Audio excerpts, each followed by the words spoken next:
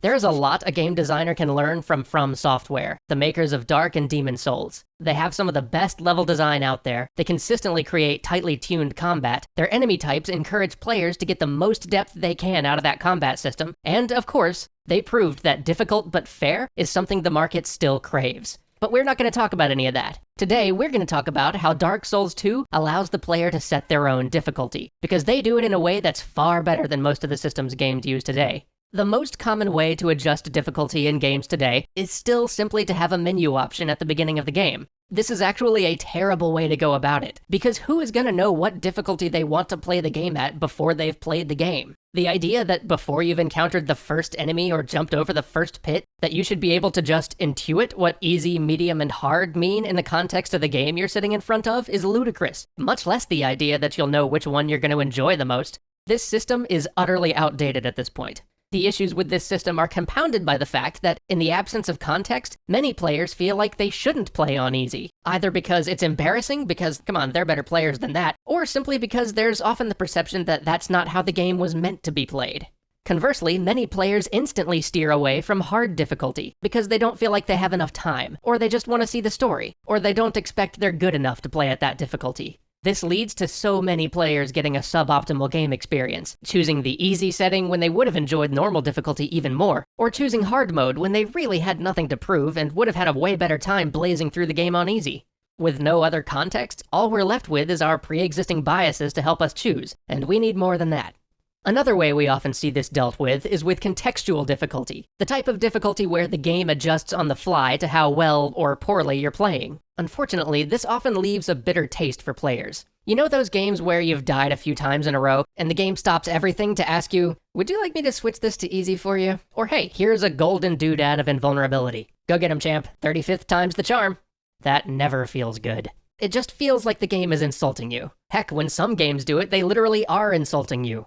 This can also be done completely under the hood without explicitly telling the player, but if the player ever finds out about it, the feeling is even worse. And if you don't give the player any agency in it, you run the risk as a designer of getting it wrong. If you reduce the player's difficulty and they didn't want it to be a lower difficulty, and you didn't tell them or give them a choice, you have done them a great disservice. Finally, some games allow you to change the difficulty in the middle of play via an in-game menu. This is actually one of the better choices available, but interestingly, players still don't seem to like to use it. James once worked on a game where they tracked if the players changed their difficulty after dying a bunch of times in a row, and while some certainly did, more ended up quitting entirely rather than reducing the difficulty. Again, this may be the result of the notion that lowering the difficulty is, in some way, a bad thing, or it may just be because the bar of frustration where players are willing to manually lower the difficulty is actually higher than the bar at which they'd rather just not play the game anymore. But either way, this system doesn't seem to be the perfect solution either.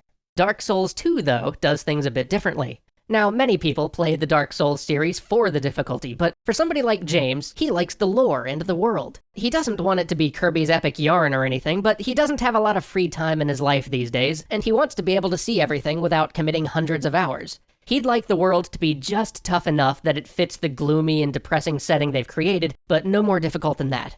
Well, in Dark Souls 2, they've built into the mechanics a number of ways for the player to set their own difficulty. And because these are mechanics-based rather than menu-based, the player feels clever for using them, rather than like they're playing the game wrong. So how did From Software do this? Well, let's break it down piece by piece. First, ranged combat.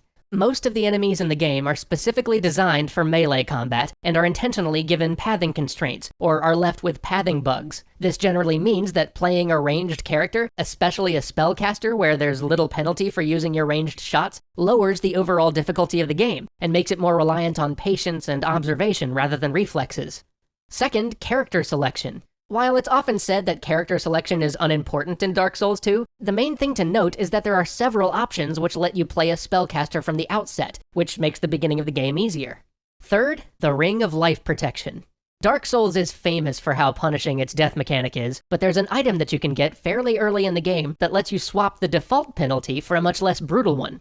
Normally, dying in a Souls game means that you risk losing all the souls you'd collected up to that point and have to spend most of the game in the hollow state with a reduced health bar. However, the Ring of Life Protection allows you to keep all the souls you had when you died and doesn't make you lose humanity or become hollow on death. The only trade-off is that when you die, it breaks, and you have to spend 3,000 souls to fix it. This is a clear mechanics swap that the player can opt into. The designers are basically saying, look, if you don't like our normal death penalty, feel free to use this one if you want. James got to spend almost the entire game in durable human form and just had to pop back to the blacksmith to get his ring repaired when he died. And losing 3,000 souls still hurts. That's about 6 enemies worth when you're a few hours into the game, but it meant he never had the agony of losing a huge amount of progress, and his character had about 25% more health than most for the entire game. If that's not difficulty adjustment, I don't know what is. Fourth, you can bring a buddy to a boss fight.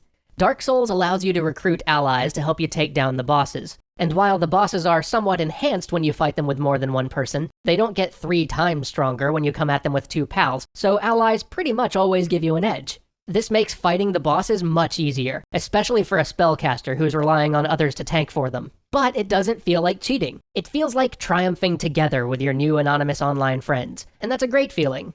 And if you're not online, the devs even put in NPC friends for you to summon, just to make sure you don't miss out. Conversely, the From Software team created Bonfire Ascetic and the Company of Champions for those who decided the game was too easy. All of these design choices allow the player to use systems within the game to adjust the difficulty in whatever direction they desire.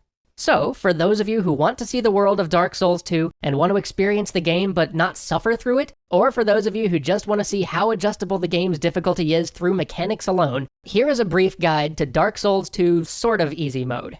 Step 1, start as a sorcerer. Step 2, get the binoculars as soon as possible. They're in the first town, and they let you magically snipe enemies that are too far away to lock onto. Step 3, crank up your strength and dexterity stats until you can wield the flaming longsword found in the first zone. Step 4, use a human effigy to allow you to summon other players to help you fight the first few bosses. Step 5, start raising your stats toward 20 intelligence and 20 faith. Step 6, if you're struggling with the Dragon Rider boss, you can actually snipe him down to 1 health from outside his boss chamber before you even go in. Step 7, once you're at 20 intelligence and 20 faith, immediately go talk to Felkin the Outcast. He'll give you a weapon and a full set of armor which you'll pretty much be able to use for the rest of the game. And finally, Step 8, when you're talking to Felkin, buy the Ring of Life Protection and the Dark Orb spell. Do all that and you're pretty much ready to take on the entire game. Just remember that you're playing a magic user here. You're not going to be doing your fighting in melee range. Your go-to strategy is pretty much to kite everything you can't snipe and look for spots where the enemy's pathing is bad, or just find places where distance triggers the mob to return to its original location so you can shoot it in the back while it's walking away. Honorable? No. Effective? Oh yes. Also, you're going to be focusing on hexes, as Dark Orb, your basic hex spell, has a high stagger, which means it's very likely to stun enemies or interrupt their attacks, which will make your job even easier. And remember, always bring friends to a boss fight, and always repair that ring. Well, I hope that helps you think about difficulty differently, or at the very least, I hope it helps you beat Dark Souls 2. Catch you next week!